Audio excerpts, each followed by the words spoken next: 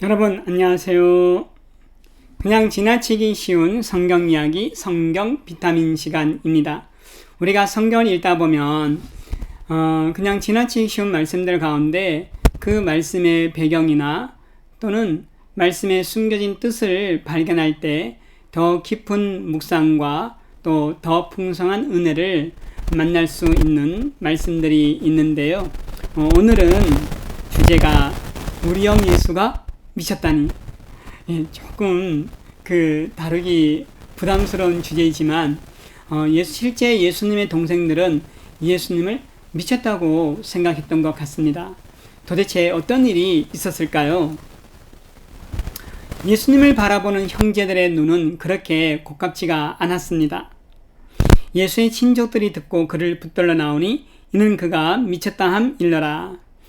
예루살렘에서 예수의 소문을 듣고 난 다음에 몇 사람 좀 뽑아서 한번 조사해봐 해서 이제 바리새인들, 서기관들 또 몇몇 종교 지도자들을 갈릴리 쪽에 보내게 되죠. 그들이 이제 예수님의 행적을 보고 난 다음에 내린 결론이 뭐냐? 예수가 귀신 들렸다는 거 아니야? 귀신 들린 거 아니야? 귀신 들린 것 같은데? 이러는 거죠. 이런 이제 소문이 이제 꼬리에 꼬리를 물어서 나사렛에 있는 예수님의 친척들에게 들려질 때는 미쳤다. 이런 얘기까지 들리게 되는 겁니다. 그래서 친척들이 예수님을 붙들러 예수님께로 오는 거죠. 그때에 예수의 어머니와 동생들도 와요. 그러면서 예수님이 계신 집 앞에 와서 있는데 왜 왔겠어요? 아마 그랬겠죠. 형 이제 가자. 사람들이 형 미쳤대. 창피해 죽겠어. 집에 가자. 그러려고 오지 않았을까? 저는 그렇게 생각합니다. 게다가 형제들이 예수님께 비아냥거리기까지 했는데요. 요한복음 7장 3절에서 4절의 말씀을 제가 좀 각색하면 이렇습니다. 형이 진짜 메시아라면, 구원자라면, 하나님의 아들이라면 제발 이 좁은 동네에서 놀지 말고 갈릴리 나사렛 촌동네에서 놀지 말고 도시 예루살렘에 가서 자신을 나타내. 거기 가서 일해. 거기서 해 제발. 그런 얘기예요. 진짜 믿어서 그런 얘기 한 것 아니거든요. 바로 다음 말씀이 왜 그렇게 말했냐? 이는 그 형제들이 예수를 믿지 아니했기 때문에 창피하다는 거예요. 이 좁은 동네에서 아이고 예수가 누구의 형인데 누구 너무너무 창피하다는 거예요. 이거 그냥 형이니까 이 동네에 있지 말고 제발 가. 그런 얘기죠 사실은. 동생들이 이렇게 예수님을 싫어하는 이유 또는 믿지 않는 이유가 있었습니다. 마가복음 6장 3절에는 나사렛 동네 사람들이 예수님을 보고 난 다음에 이렇게 표현합니다. 이 사람이 마리아의 아들 목수가 아니냐. 여러분 예수님은 아버지가 요셉입니다. 원래 요셉의 아들이라 그래야 되잖아요. 마리아의 아들이라고 한 것으로 봐서는 아버지가 계시지 않아요. 일찍 돌아가셨어요. 비교적 좀 일찍 돌아가셨다. 그런 가운데 여러분 아버지가 돌아가시면 당연히 2000년 전에는 누가 집안의 가장이 돼요? 장남이죠. 예수님이 집안의 가장이라고요. 한 30살 때쯤까지는 나름대로 집안의 가장으로서 역할도 하더니 30살 때쯤 되니까 호련히 떠나버렸어요. 나 복음 전하러 간다 하고 떠나버렸어요. 하나님 일 하러 간다 떠나버렸어요. 여러분 형이 요즘 소위 말하면 동생들 공부도 시키고 결혼도 시키고 어머니도 모시고 해야 되잖아요. 근데 그거 다 안 한 거예요. 가장으로서의 장남으로서의 의무를 하지 않은 겁니다.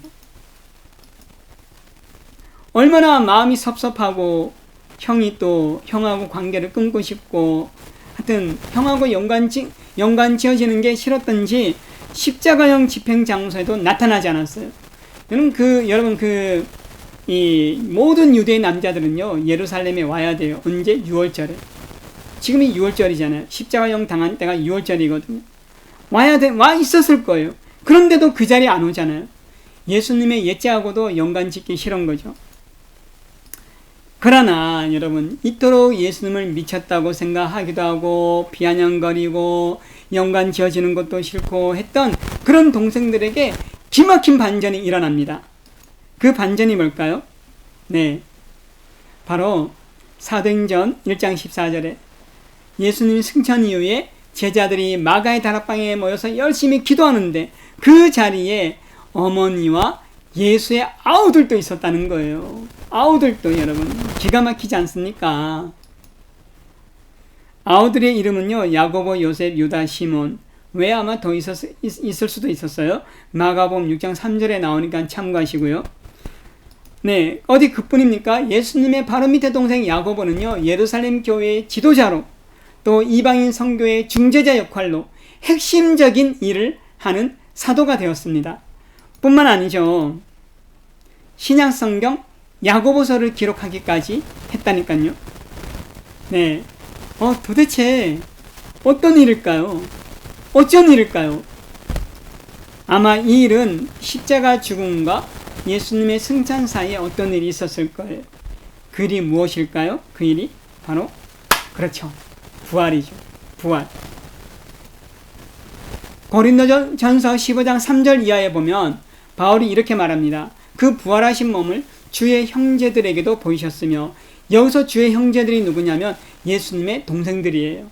게다가 7절에는 야고보에게도 보이셨으며, 이 야고보는 예수님의 바로 밑에 동생이에요. 동생들이 부활하신 예수님을 만나고 나니까 야, 진짜 우리 형이 메시아였구나, 진짜 하나님의 아들이었구나 믿게 된 거예요. 그 누구보다도 열심히 믿게 된 거예요. 사도로서 세워지기까지 했었던 거예요. 그들은 비난자였습니다. 그들은 방관자였습니다. 그러나 후에 따르는 자가 되었습니다. 어떻게 해요? 부활을 믿는 믿음을 통해서요. 네, 여러분, 그렇습니다. 저와 여러분도 부활의 은혜 가운데 살아가야 하고, 부활을 믿는 믿음 가운데 예수님을 따라가야 합니다. 여러분, 오늘 어떠셨습니까? 예수님을 그토록 싫어했고 미쳤다고 생각했고 비아냥거렸고 연관 짓는 것조차 부담스러워했던 동생들이 예수님의 부활을 목격하고 난 다음에 그 누구보다도 더 열심히 예수님의 제자로 살았던 것처럼 오늘 저와 여러분들도 부활을 믿는 믿음으로 신앙생활 하기를 바랍니다. 네, 들어주셔서 감사합니다. 오늘을 위한 기도의 시간 제가 잠깐 갖고 마치겠습니다. 하나님, 저희들이 오늘 살아가는 동안에도 부활을 믿는 믿음 가운데 살아가게 주옵소서. 건강도 허락해 주시고 손을 대하는 일도 붙들어 주시기를 간구합니다. 예수님의 이름으로 기도드립니다. 아멘. 네, 여러분 감사드립니다. 오늘 하루도 복된 하루 되시길 바랍니다.